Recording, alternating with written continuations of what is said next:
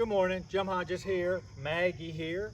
Maggie is here for our residency training. We actually trained her older brother a little ways back named Archie. Videos online of him.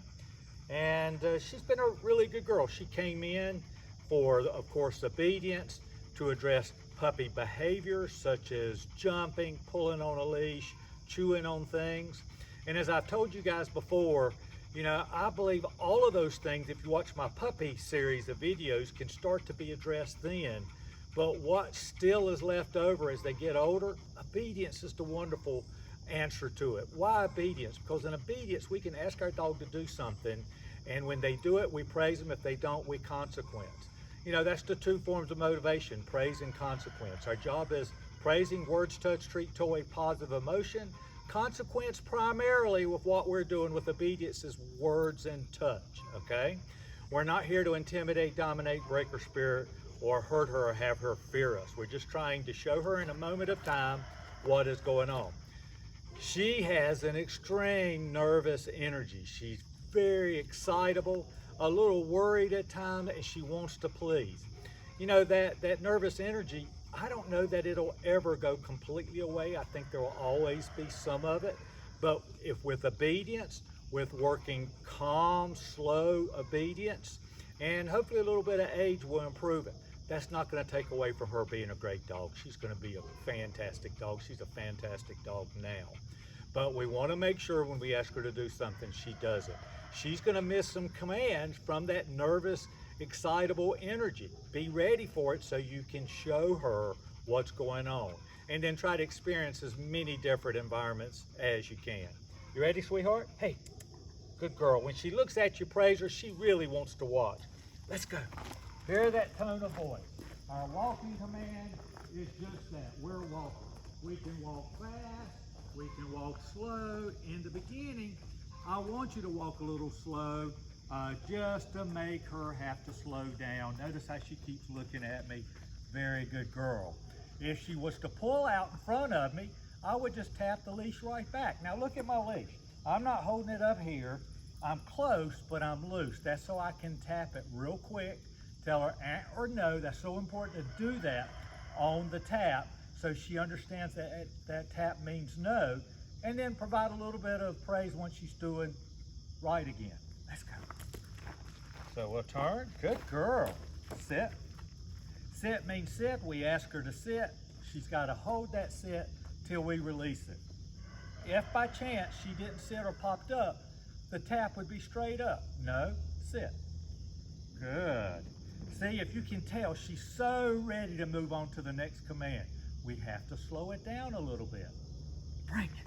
Break is right there. I broke, I came back. What am I doing? I'm teaching her to come to me, that I am the center of the universe. I've got a treat in my hand. I didn't give it to her. You don't have to give her treats all the time. But if I wanted to give her the treat, I would. The break is the precursor to the recall or the come command. Let's go. So you notice I did that sit from in front of her. The same thing happens beside. Okay, let's go. I didn't even tell her to sit. Hold on. Sit. Good. Down. Good girl. So the down came from there. She was really ready for the down if you go back and look, but I was already in the process of doing it, so I let it happen. If you see that she's getting ready to anticipate, then you don't do the down, you just move on to something else. Okay, girl, sit. Good girl. So we've done that. Now I'm gonna do the COME command, okay? Almost like the break, but watch my hand. She comes this time. Good. I want her to be calm. I want her to look at me. I want her to sit, but she doesn't have to sit, especially off leash. I want you to do what's comfortable for you. The biggest thing is for her to come right here. Break. And then let's go. Good girl. So we're back to let's go again. Now we're at the side. Down. Good girl. Break. Down from in front. Good girl. Sit. Down. Good girl. That's good. That's a good girl. That's a really good girl. Praise is important. Listen to my tone of voice. I'm trying to be positive with her as well. Okay, baby. Play. Good girl. Let's go. Good.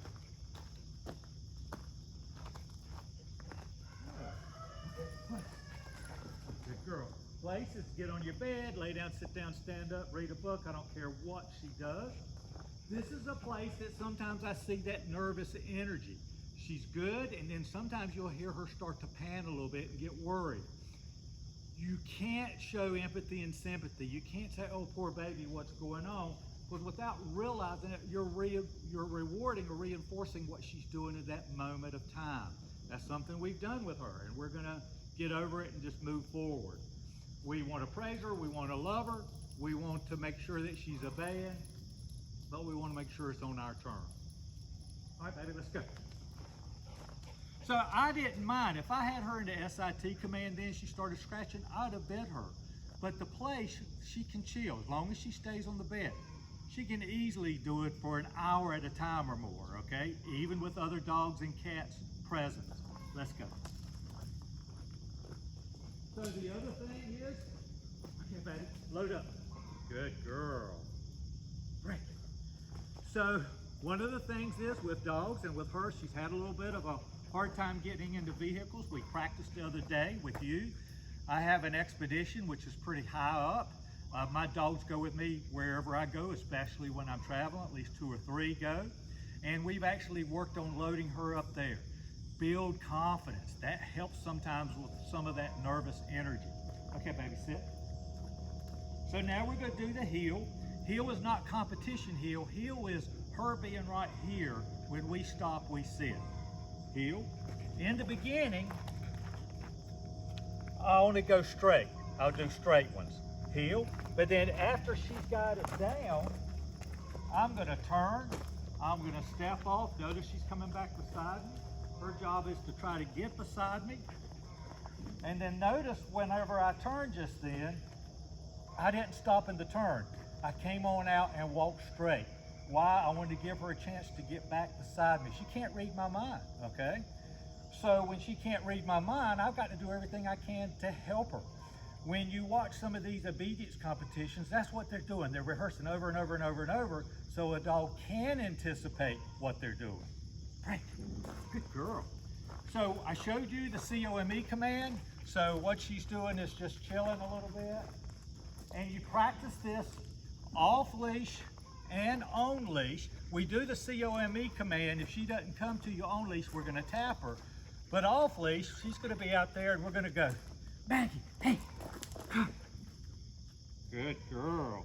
And notice, she's still in the sit. Break. I released her. Again, I don't care if you have her sit or not, but that break and that come, we want to give our target right there. I gave her a treat then. But the important thing is we simulated off leash, which you can do with a loose leash and having her paying attention to someone else. But when she's out in the yard or in the house, another part of the house, what I did was I got her attention with a toy, a treat, or just me, and I did not tell her to come until she committed to start to come to me. Once I saw that she was coming to me and she was committed, my hands come here to give a target, and I give her the word.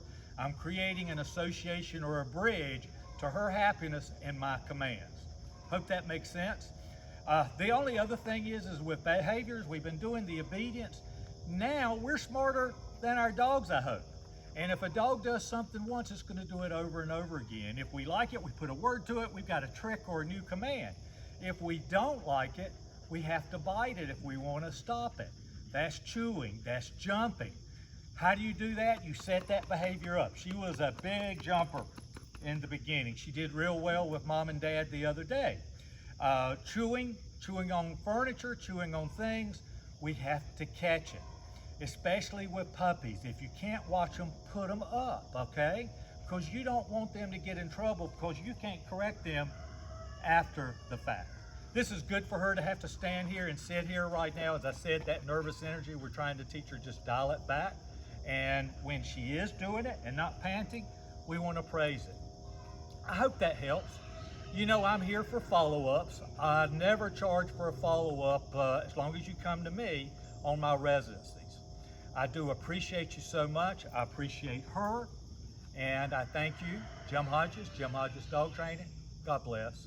Take care. Let's go.